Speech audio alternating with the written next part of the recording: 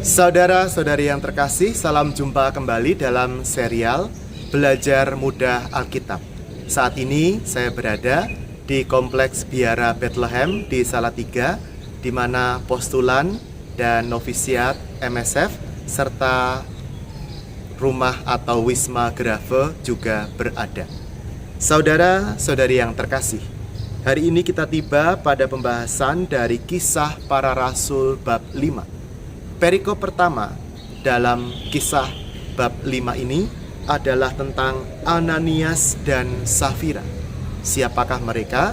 Mereka adalah sepasang suami istri yang sayangnya melakukan tindakan penyelewengan, tindakan korupsi. Dikatakan dengan setahu istrinya, Ananias menahan sebagian dari hasil penjualan tanah dan sebagian lain dibawa dan diletakkan di depan kaki rasul-rasul. Tetapi Petrus berkata, "Ananias, mengapa hatimu dikuasai iblis, sehingga engkau mendustai Roh Kudus dan menahan sebagian dari hasil penjualan tanah itu?" Kemudian akhir cerita dari ini adalah bahwa mereka berdua itu dihukum seketika dengan kematian. Jadi Ananias dan Safira kemudian rebah ke tanah, kemudian mereka meninggal.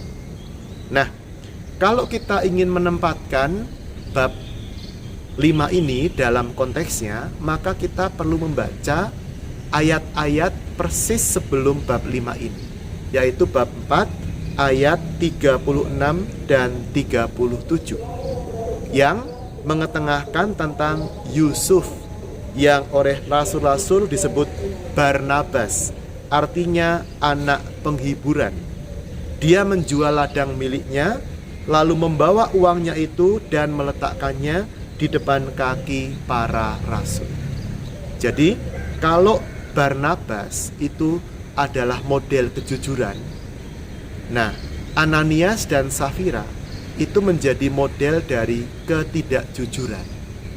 Jadi, Kisah Para Rasul memperingatkan kita untuk meneladan Barnabas dan menjauhi sikap-sikap korup seperti yang diperagakan oleh Ananias dan Safira.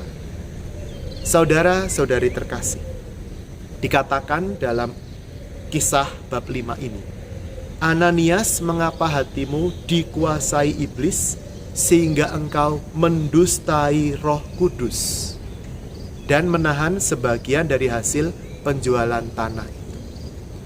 Rupanya, saudara-saudari yang terkasih, ketika kita itu melakukan tindakan jahat, kita memanipulasi, kita melakukan penggelapan, mencuri, merampok dan sebagainya, kita sebenarnya sedang mendustai Roh Allah. Jadi Allah yang tahu apa yang sedang kita kerjakan, tapi kita berbohong. Bukan hanya di hadapan manusia, tapi juga berbohong kepada Allah. Maka saudara-saudara yang terkasih, sungguh kita sebagai seorang pengikut Kristus, kita diajak untuk menjauhkan diri kita dari sikap-sikap ketidakjujuran, dari hal-hal yang sederhana. Penggunaan waktu kita, kedisiplinan kita, kemudian ke soal pengelolaan harta, pengelolaan jabatan dan sebagainya yang diserahkan kepada kita.